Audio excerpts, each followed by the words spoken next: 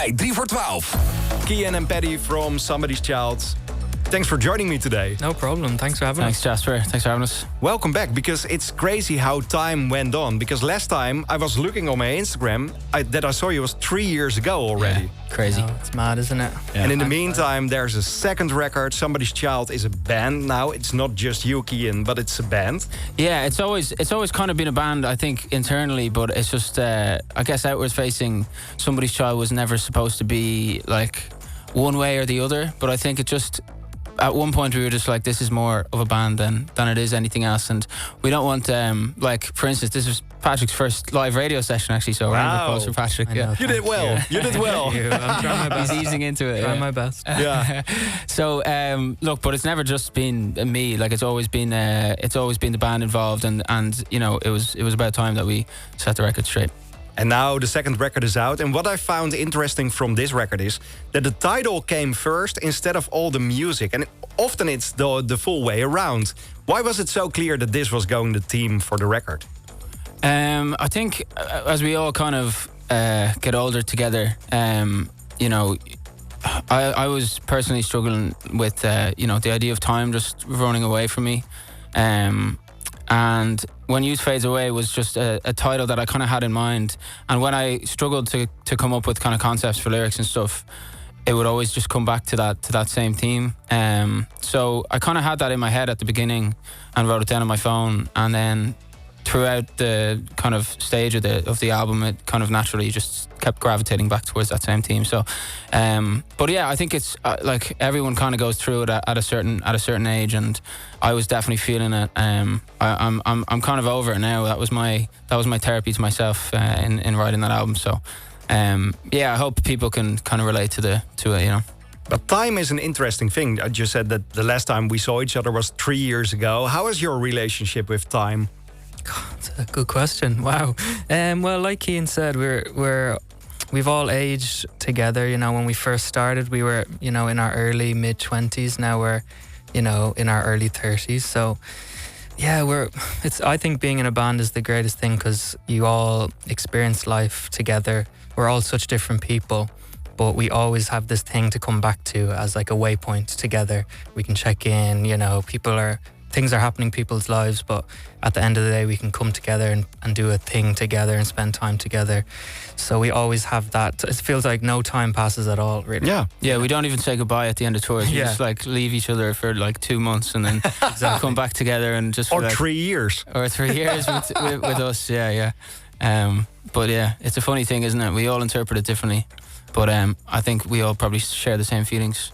But it's cool that some songs from the early days of Somebody's Child are still doing very well, because Jungle is now featured in a movie after all those years, right? Yeah, well, we had it recently in a short film. Yeah. In Scotland, which is cool.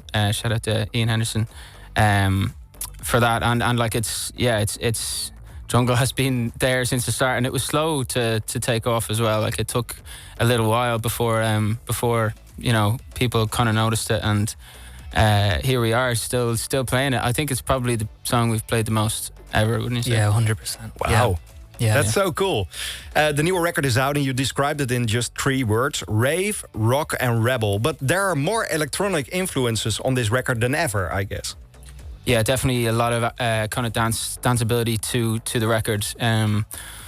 Certainly, like I at first I wanted to describe it as you know, the kind of difference from when, if it's yeah, not a great comparison. I'm not at all comparing myself to either of these bands, but when Joy Division became New Order, was the first album to the second album for me in my head. But I'm not at all putting us in the same bracket. But it's an interesting move, indeed. Yeah, I mean, first album is just a mixtape, isn't it? You know, you're just putting out your best stuff. Second album has to be a conscious effort. I think it's a very different energy, and certainly like when we recorded it, it was much more purposeful than the first. You know, yeah, absolutely, yeah.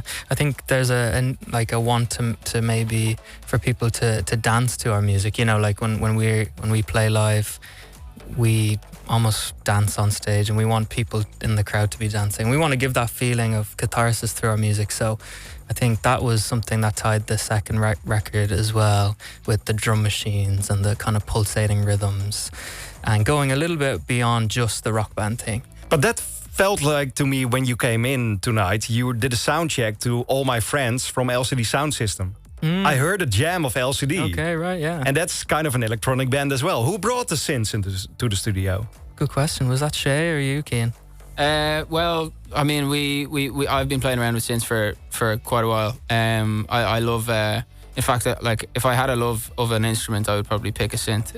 Wow. If I was to play around with it, I just think the fun in kind of losing yourself in it. And when all else fails, I think the synth is always something that I kind of come back to for inspiration. But when the first record is a mixtape, a collection of songs, now this record is a full album. What's next for Somebody's Child?